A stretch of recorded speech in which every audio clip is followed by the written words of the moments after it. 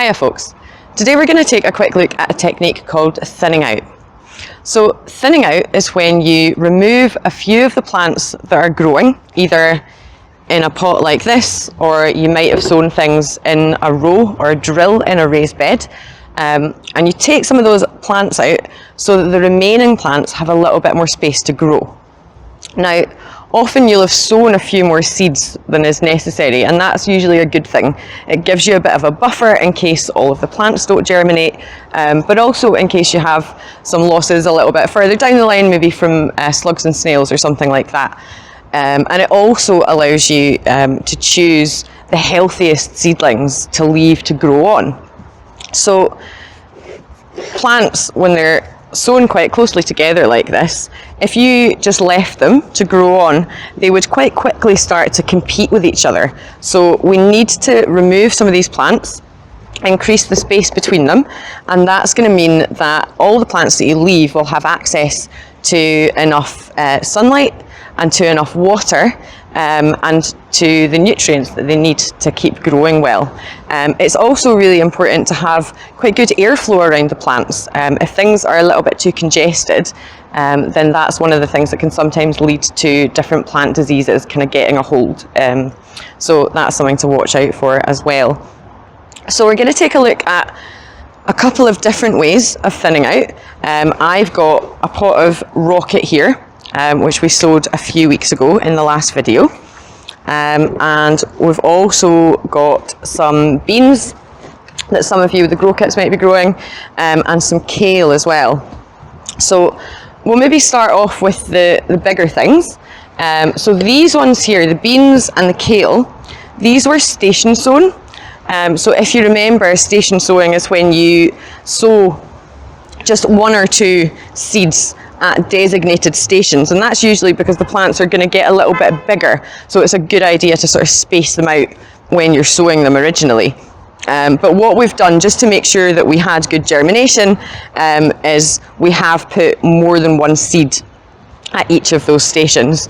So it's been pretty good in here. We've got, I think, almost every station we've got 2 plants. So I'm going to have a think about which ones I'm going to select to thin out and which ones I want to leave in. Normally, the sorts of things that you're looking for in terms of the ones to leave in are plants that are really nice and a good colour. They look quite robust. Taller isn't always better. Some plants, when they're sort of searching for the light, they can get a little bit stretched out and a bit leggy. So really you're looking for something that looks like it's healthy and robust and growing well, and preferably also something that doesn't have any damage on the leaves. So I'm just going to have a wee look at these, and I'll go ahead and thin them out.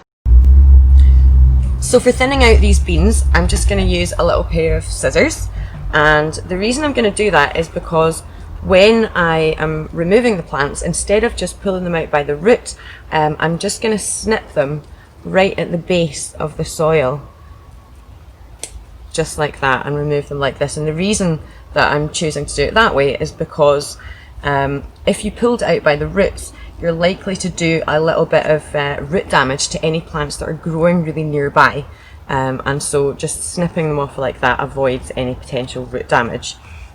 So with these beans, I'm just going to go round and choose the plants that I want to leave in, and I'm going to be leaving one at each station.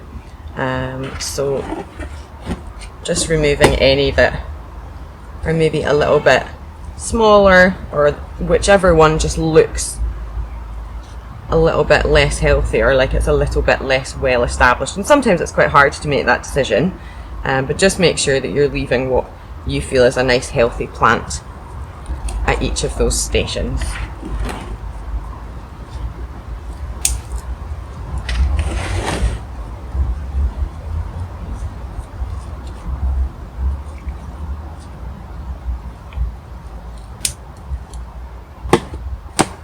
There we go. So we've thinned out those beans, and we've got one happy looking plant at each of those stations, and so they'll now be able to kind of grow on and have the room they need to do that.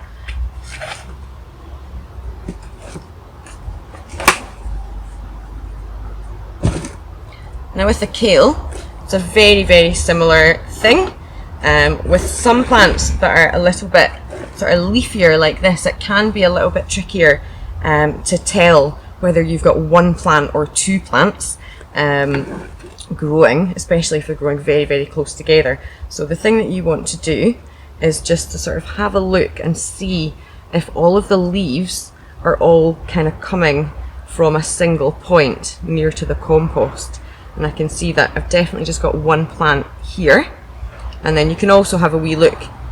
These are the seed leaves. So if you've got one set of seed leaves, then that'll tell you that you've just got one plant growing there. I've got two growing in this station here. One of them is really teeny tiny, so that's going to be a really easy decision to make about which one to thin out. So I'll just go in and just snip that one there. And then at this station here, you can see I've got two sets of seed leaves there. I've definitely got two plants, so I'm just going to choose which one to take out. I think this one's definitely a little bit bigger, so we'll go for that one. I'll snip this little one out. Now with your kale, these are still growing quite close together for kale. It's a really large plant, and if it's going to get full size, it does need a bit more room than this. But what we're doing with the grow kits is growing these just for young leaves as a sort of quick summer crop. And what you might choose to do is to sow another couple of kale plants, maybe in August or so, that you kind of grow on and give them a little bit more space. Maybe you would just have one or two in a container this size, and they will get a little bit bigger and a little bit hardier, and they should give you leaves much later into the year as well. So that's maybe a useful thing to know. Right, I'm going to take a wee look at the rocket now. So you can see the rockets come up really well, but we could definitely do with creating a little bit of space in here so the plants keep on growing healthily. I think I'm probably going to have to remove maybe half of what's in the pot at the moment. But remember, when you're thinning out your salad crops, things like rocket, mizuna, lettuce, even though the leaves are still quite small, they are edible, so they don't need to end up on the compost heap. I'm going to use the same technique as we did with the beans and the kale, so just using a wee pair of scissors or snips to cut the plant away just at the base of the compost so we don't do any root damage. So I'm going to go ahead and thin these out, and then we'll take a wee look at it afterwards.